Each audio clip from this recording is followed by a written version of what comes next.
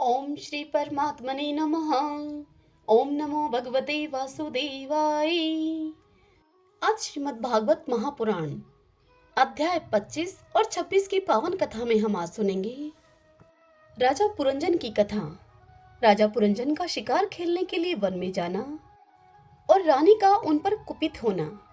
आज के दिन हम इस कथा का श्रवण करेंगे। ओम श्री कृष्णाय नमो नमः। श्री मैत्रेय जी विदुर जी से कहते हैं कि हे विदुर जी, इस प्रकार भगवान शंकर ने प्रचेताओं को उपदेश दिया। फिर प्रचेताओं ने शंकर जी की बड़े भक्तिभाव से पूजा की। इसके पश्चात वे उन राजकुमारों के सामने ही अंतर्ध्यान हो गए। सब के सब प्रचेता जल में खड़े रहकर भगवान रुद्र के बताए हुए स्तोत्र का जप करते हुए 10,000 वर्ष तक तपस्या करते रहे। इन दिनों राजा प्राचीन बरही का चित्त कर्म कांड में बहुत रम गया था। उन्हें अध्यात्म विद्या विशारद परम कृपालु नारद जी ने उपदेश दिया। उन्होंने कहा कि हे राजन, इन कर्मों के द्वारा तुम अपना कौन सा कल्याण करना चाहते हो? दुख के आत्यंतिक नाश और परमानंद की प्राप्ति का नाम कल्याण है। वह तो कर्मों से नहीं मिलता। यह सुन राजा प्राचीन बरही नारद जी से कहने लगे। राजा ने कहा, हे महाभाग नारद जी, मेरी बुद्धि कर्म में फंसी हुई है, इसलिए मुझे परम कल्याण का कोई पता नहीं है। आप मुझे विशुद्ध ज्ञान का उपदेश दीजिए, जिससे कि मैं इस कर्म बंधन से छूट जाऊं। जो पुरुष कपट धर्म में ग्रस्त आश्रम में ही रमता रहता है, उस आश्रम में रहता हुआ ही पुत्र, स्त्री और धन को ही परम पुरुषार्थ मानता है, वह अज्ञानवश संसार अरण्य में ही भटकता रहने के कारण उस परम कल्याण को प्राप्त नहीं कर सकता। श्री नारद जी ने कहा, देखो देखो राजन, तुमने यज्ञ में निर्दयता पूर्वक जिन हजारों पशुओं के बलि दी हैं, उन्हें तुम आकाश में देखो। ये सब तुम्हारे द्वारा प्राप्त हुई पीड़ाओं को याद करते हुए बदला लेने के लिए तुम्हारी बाट देख रहे हैं। जब तुम मरकर परलोक में जाओगे, तब ये अत्यंत क्रोध में भरकर तुम्हें अपने लोहे के से सींगों से छेदेंगी। अच्छा, इस विषय में मैं तुम्हें एक प्राचीन उपाख्यान सुनाता हूँ। वह राजा पुरंजन का चरित्र है, उसे तुम मुझसे सावधान होकर सुनो। हे राजन, पूर्व काल में पुरंजन नाम का एक बड़ा यशस्वी राजा था। उसका अविज्ञात नामक एक मित्र था। कोई भी उसकी चेष्टाओं को समझ नहीं सकता था। राजा पुरंजन अपने रहने योग्य स्थान की खोज में सारी पृथ्वी में घूमा। फिर भी जब उसे कोई अनुरूप स्थान न मिला, तब वह कुछ उदास सा हो गया। उसे तरह तरह के भोगों की लालसा थी। उन्हें भोगने के लिए उसने संसार में जितने नगर देखे, उनमें से कोई भी उसे ठीक न जचा। एक दिन उसने हिमालय के दक्षिण तटवर्ती शिखरों पर कर्म भूमि भारत खंड में एक 9 द्वारों का नगर देखा। वह सब प्रकार के सुलक्षणों से संपन्न था। सब ओर से परकोटों, बगीचों, अटारियों, खाइयों, झरोखों और राजद्वारों से सुशोभित था और सोने, चांदी तथा लोहे के शिखरों वाले विशाल भवनों से खचाखच भरा था। उसके महलों की फर्शें नीलम, सैफटिक, वैदुर्य, मोती, पन्ने और लालों की बनी हुई थी। अपनी कांति के कारण वह नागों की राजधानी भोगवतीपुरी के समान जान पड़ता था। उसमें जहां तहां अनेकों सभा भवन, चौराहे, सड़कें, क्रीड़ा भवन, बाजार, विश्राम स्थान, ध्वजा पताकाएं और मूंगे के चबूतरे सुशोभित थे। उस नगर के बाहर दिव्य वृक्ष और लताओं से पूर्ण एक सुंदर बाग था। उसके बीच में एक सरोवर सुशोभित था। उसके आसपास अनेकों पक्षी भांति भांति की बोली बोल रहे थे और भंवरे गुंजार कर रहे थे। सरोवर के तट पर जो वृक्ष थे, उनकी डालियां और पत्ते शीतल झरनों के जलकणों से मिली हुई वासंती वायु के झकोरों से हिल रहे थे और इस प्रकार वे तटवर्ती भूमि की शोभा को बढ़ा रहे थे। वहां के वन्य पशु भी मुनि जनोचित अहिंसा आदि व्रतों का पालन करने वाले थे, इसलिए उनसे किसी को कोई कष्ट नहीं पहुंचता था। वहां बार बार जो कोकिल की कुहू ध्वनि होती थी, उससे मार्ग में चलने वाले बटोहियों को ऐसा भ्रम होता था कि मानो वह बगीचा विश्राम करने के लिए उन्हें बुला रहा है। राजा पुरंजन ने उस अद्भुत वन में घूमते घूमते एक सुंदरी को आते हुए देखा, जो अकस्मात उधर चली आई थी। उसके साथ 10 सेवक थे, जिनमें से प्रत्येक 100 नायिकाओं का पति था। एक 5 फन वाला सांप उसका द्वारपाल था। वही सांप उसकी सब ओर से रक्षा करता था। वह सुंदरी भोली भाली किशोरी थी और विवाह के लिए श्रेष्ठ पुरुष की खोज में थी। उसकी नासिका, दंत पंक्ति, कपोल और मुख बहुत सुंदर थे। उसके समान कानों में कुंडल चिलमिला रहे थे। उसका रंग सांवला था, कटी प्रदेश सुंदर था। वह सुंदरी पीले रंग की साड़ी और सोने की करधनी पहने हुए थी और चलते समय चरणों से नुपुरों की झनकार करती जाती थी। अधिक क्या, वह साक्षात कोई देवी सी जान पड़ती थी। वह गजगामिनी बाला किशोर अवस्था की सूचना देने वाले गोल गोल समान और परस्पर सटे हुए स्तनों को लज्जावश बार बार आंचल से ढकती जाती थी। उस सुंदरी की प्रेम से मटकती हुई बाहें और प्रेमपूर्ण तिरछी चितवन के बाण से घायल होकर वीर पुरंजन ने लज्जा युक्त मुस्कान से और भी सुंदर लगने वाले उस देवी से मधुर वाणी में इस प्रकार कहा। राजा पुरंजन उससे बोले, हे कमल दल लोचने, मुझे बताओ कि तुम कौन हो, किसकी कन्या हो। हे साध्वी, इस समय कहाँ से आ रही हो। हे भीरू, इस पुरी के समीप तुम क्या करना चाहती हो। हे शुभ्रू, तुम्हारे साथ इस 11वें महान शूरवीर से संचालित ये 10 सेवक कौन हैं, और ये सहेलियां तथा तुम्हारे आगे आगे चलने वाला यह सर्प कौन है। हे सुंदरी, तुम साक्षात लज्जा देवी हो अथवा उमा, रमा या ब्रह्माणी में से कोई हो। यहाँ वन में मुनियों की तरह एकांतवास करके क्या अपने पतिदेव को खोज रही हो। तुम्हारे प्राणनाथ तो, क्या तुम उनके चरणों की कामना करती हो। इतने से ही पूर्ण काम हो जाएंगे। अच्छा, यदि तुम साक्षात कमला देवी हो तो तुम्हारे हाथ का क्रीड़ा कमल कहाँ गिर गया। हे शुभके, तुम इनमें से तो कोई हो नहीं, क्योंकि तुम्हारे चरण पृथ्वी का स्पर्श कर रहे हैं। अच्छा, यदि तुम कोई मानवी ही हो तो लक्ष्मी जी जिस प्रकार भगवान विष्णु के साथ बैकुंठ की शोभा को बढ़ाती हैं, उसी प्रकार तुम मेरे साथ इस श्रेष्ठ पुरी को अलंकृत करो। देखो, मैं बड़ा ही वीर और पराक्रमी हूँ, परंतु आज तुम्हारे कटाक्षों ने मेरे मन को बेकाबू कर दिया है। तुम्हारी लजीली और रति भाव से भरी हुई मुस्कान के साथ बोहों के संकेत पाकर यह शक्तिशाली कामदेव मुझे पीड़ित कर रहा है। इसलिए हे सुंदरी, अब तुम्हें मुझ पर कृपा करनी चाहिए।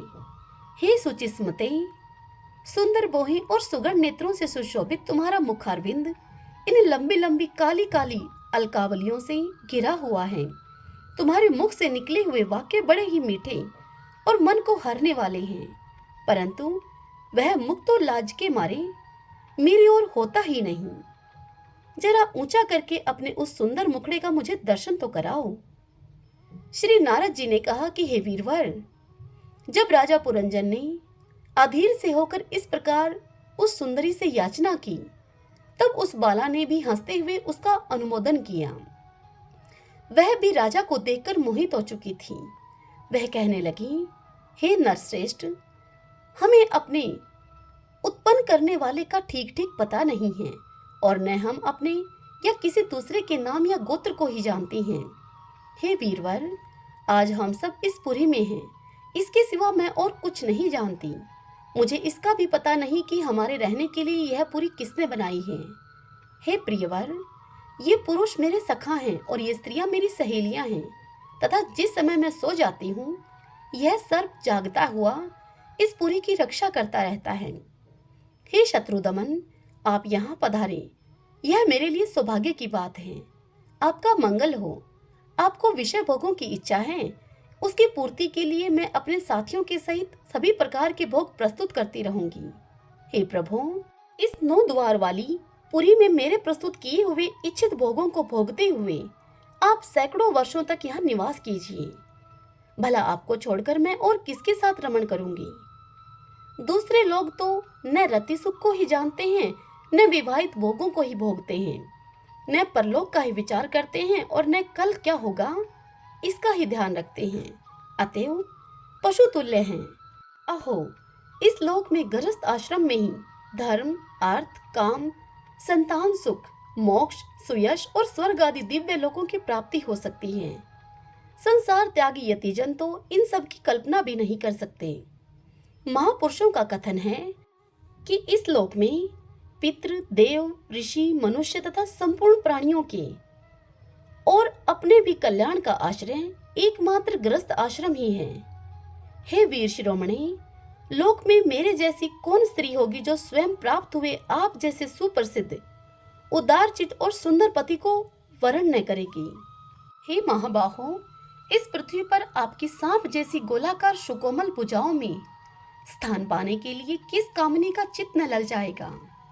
आप तो अपनी मधुर मुस्कान में करुणापूर्ण दृष्टि से हम जैसी अनाथाओं के मानसिक संताप को शांत करने के लिए ही पृथ्वी में विचर रहे हैं। श्री नारद जी कहते हैं कि हे राजन, उन स्त्री पुरुषों ने इस प्रकार एक दूसरे की बात का समर्थन करके फिर 100 वर्षों तक उसी पुरी में रहकर आनंद को भोगा। गायक लोग सुमधुर स्वर में जहां तहां राजा पुरंजन की कीर्ति गाया करते थे। जब ग्रीष्म ऋतु आती तब वह अनेकों स्त्रियों के साथ सरोवर में घुसकर जल क्रीड़ा किया करता। उस नगर में जो 9 द्वार थे, उनमें से 7 नगरी के ऊपर और 2 नीचे थे। उस नगर का जो कोई राजा होता, उसके पृथक पृथक देशों में जाने के लिए ये द्वार बनाए गए थे। हे राजन, इनमें से 5 पूर्व, 1 दक्षिण, 1 उत्तर और 2 पश्चिम की ओर थे। उनके नामों का मैं तुमसे वर्णन करता हूँ। पूर्व की ओर खदोता और आविर्मुखी नाम के 2 द्वार एक ही जगह बनाए गए थे। उनमें होकर राजा पुरंजन अपने मित्र धुमान के साथ विभ्राजित नामक देश को जाया करता था।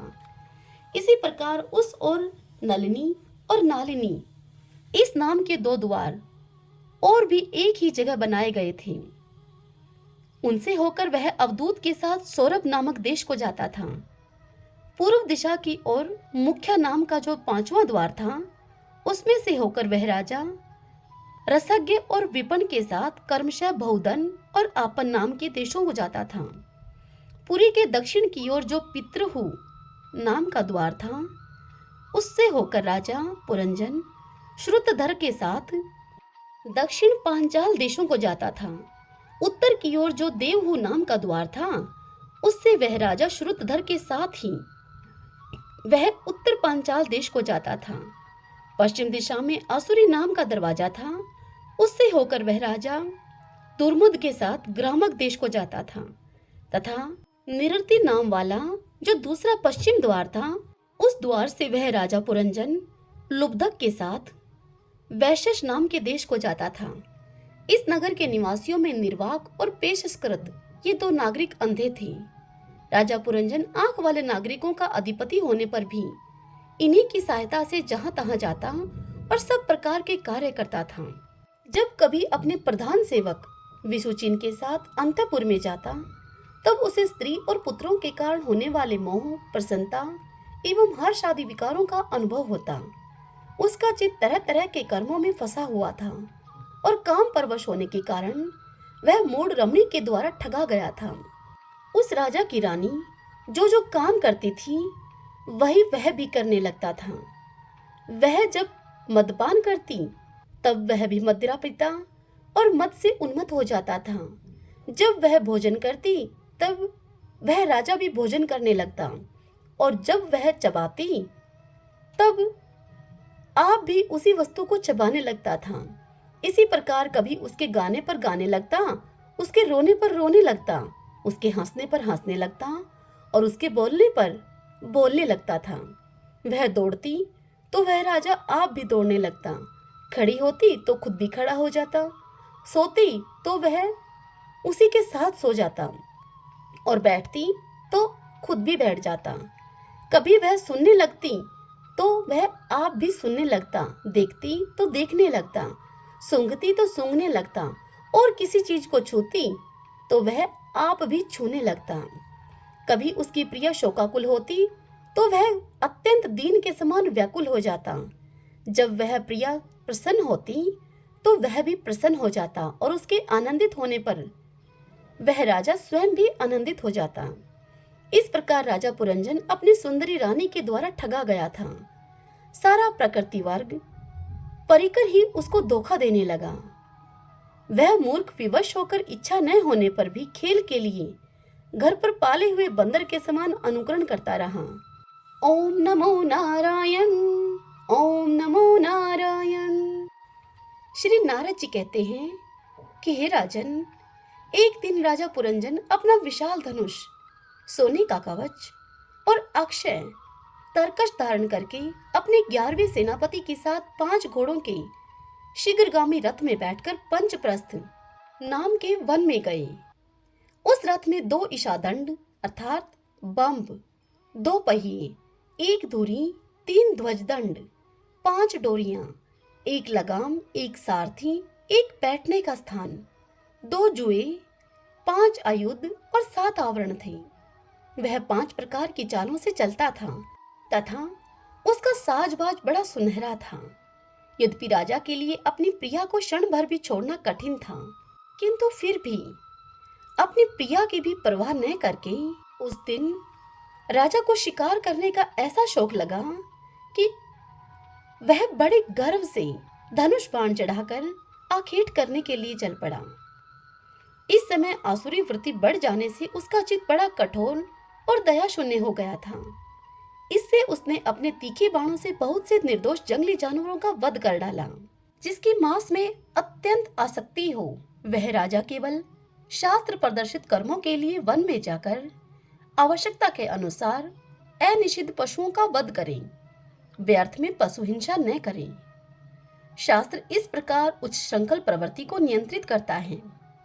हे राजन, जो विद्वान इस प्रकार शास्त्र नियत कर्मों का आचरण करता है, वह उस कर्म अनुष्ठान से प्राप्त हुए ज्ञान के कारणभूत कर्मों से लिप्त नहीं होता। नहीं तो मनमाना कर्म करने से मनुष्य अभिमान के वशीभूत होकर कर्मों में बंध जाता है तथा गुण प्रवाह रूप संसार चक्र में पड़कर विवेक बुद्धि के नष्ट हो जाने से अधम योनियों में जन्म लेता है। पुरंजन के तरह तरह के पंखों वाले बाणों से छिन्न भिन्न होकर अनेक जीव बड़े कष्ट के साथ प्राण त्यागने लगे। अब उस राजा पुरंजन का वह निर्दयता पूर्ण जीव संहार, इस संहार को देखकर सभी दयालु पुरुष बहुत दुखी हुए। वे इसे सह नहीं सके। इस प्रकार वहां खरगोश, सुअर, भैंसे, नीलगाय, कृष्ण मृग, साही तथा और भी बहुत से मेध्य पशुओं का वध करते करते राजा पुरंजन बहुत थक गया। तब वह भूख प्यास से अत्यंत स्थिर होकर वन से लौटकर राजमहल में आया। वहां उसने यथायोग्य रीति से स्नान और भोजन से निवृत्त होकर कुछ विश्राम करके थकान अपनी दूर की। फिर गंध, चंदन और माला आदि से सुसज्जित होकर अपने सभी अंगों में सुंदर सुंदर आभूषण पहने। तब उसे अपनी प्रिया की याद आई। वह भोजन आदि से तृप्त होकर, हृदय में आनंदित, मद से उन्मत्त होकर और काम से व्यथित होकर अपनी सुंदरी भार्या को ढूंढने लगा, किंतु उसे वह कहीं भी दिखाई न दी।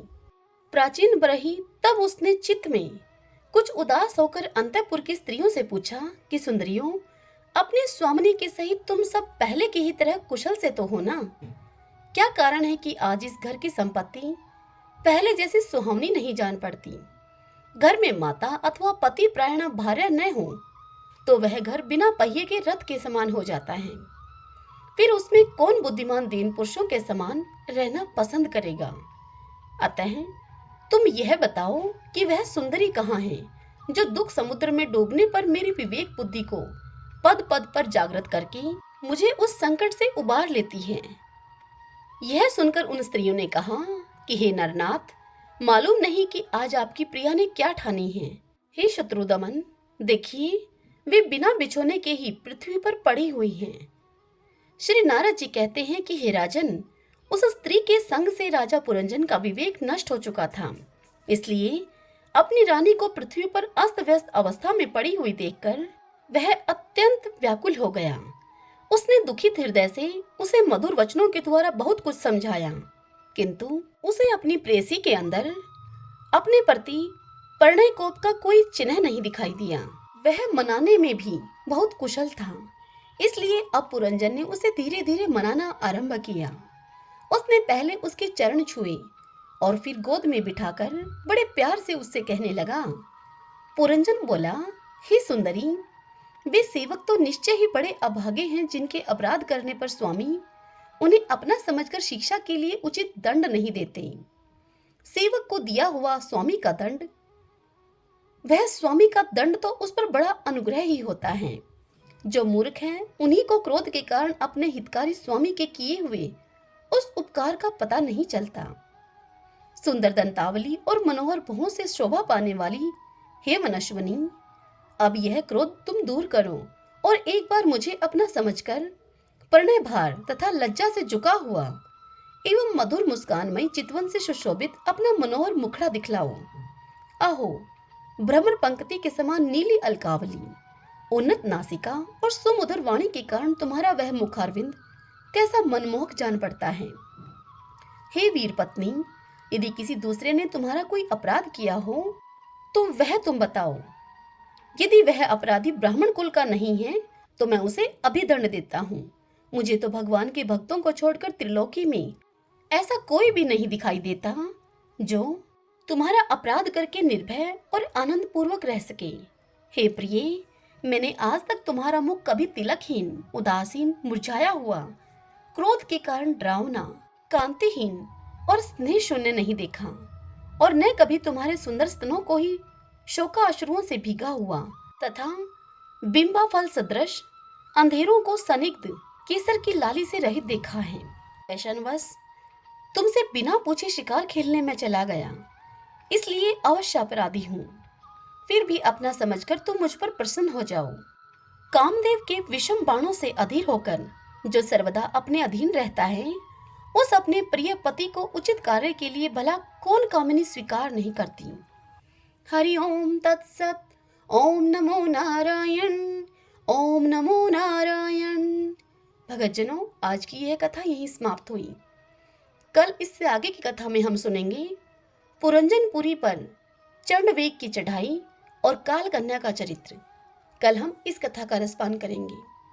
जय श्री कृष्णा। राधे राधे।